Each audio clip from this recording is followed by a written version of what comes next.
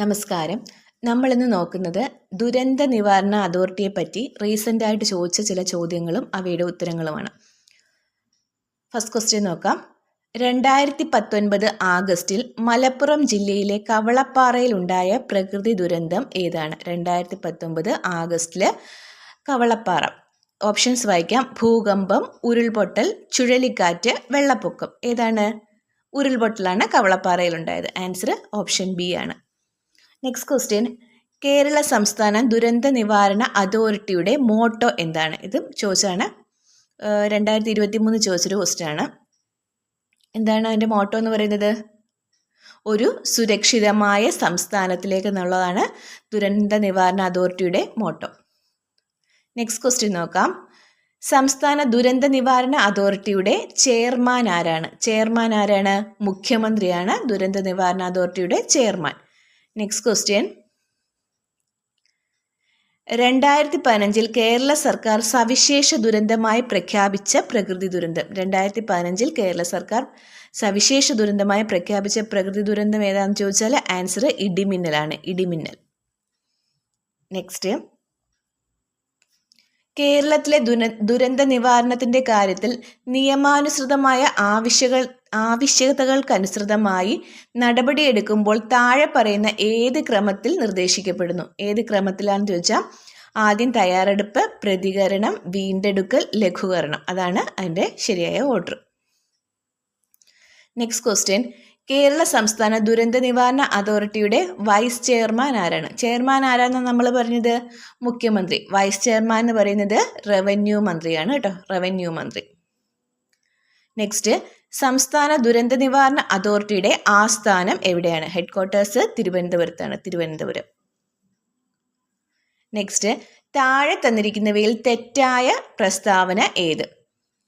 കേരള സംസ്ഥാന ദുരന്ത നിവാരണ അതോറിറ്റി 2007 നിലവിൽ വന്നു. ശരിയാണ്. ആദ്യമായിട്ട് ദുരന്ത നിവാരണ അതോറിറ്റി വരുന്ന സംസ്ഥാനം കേരളമാണ്. ദുരന്ത നിവാരണ അതോറിറ്റിയുടെ ചെയർമാൻ മുഖ്യമന്ത്രിയാണ്. അതും ശരിയാണ്. നമ്മൾ നേരത്തെ പറഞ്ഞ ക്വസ്റ്റ്യൻ.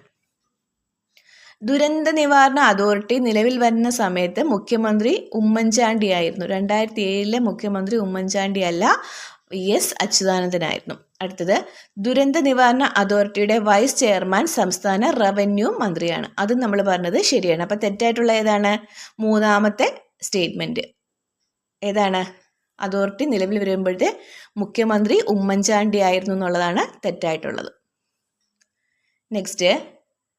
മഴക്കെടുതികൾക്കെതിരെ ജാഗ്രത പുലർത്തുന്നതിന് കേരള ദുരന്ത നിവാരണ അതോറിറ്റി യെല്ലോ അലേർട്ട് പുറപ്പെടുവിക്കുന്നതിൻ്റെ ഉദ്ദേശം എന്ത്? യെല്ലോ അലേർട്ട് എന്ന് പറയുന്നത് 24 മണിക്കൂറിൽ 6 മുതൽ 11 സെൻറ്റിമീറ്റർ വരെ മഴ ലഭിക്കുമെന്നാണ് യെല്ലോ അലേർട്ട് പറയുന്നത്.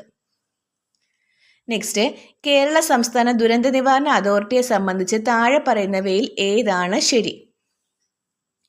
കേരള മുഖ്യമന്ത്രിയാണ് ചെയർമാൻ. ശരിയാണല്ലോ. ശരിയാണ്. അടുത്ത സ്റ്റേറ്റ്മെൻറ്റ്.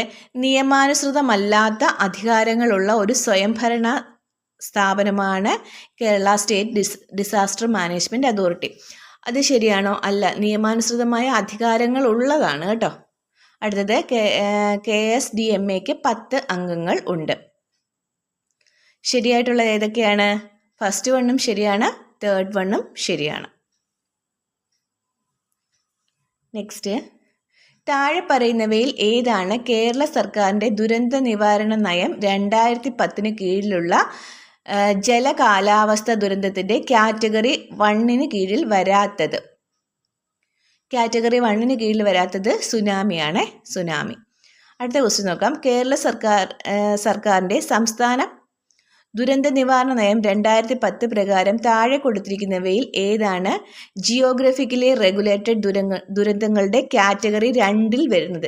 കാറ്റഗറി 2 വരുന്നത് സുനാമി കേട്ടോ.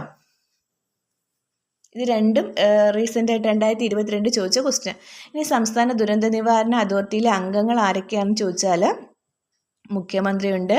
മുഖ്യമന്ത്രിയാണ് ചെയർമാൻ. റവന്യൂ മന്ത്രി വൈസ് ചെയർമാനാണ്. ചീഫ് സെക്രട്ടറി ഉണ്ട്. ചീഫ് സെക്രട്ടറിയാണ് CEO. ഇപ്പോഴത്തെ ചീഫ് സെക്രട്ടറി ആരാണ്?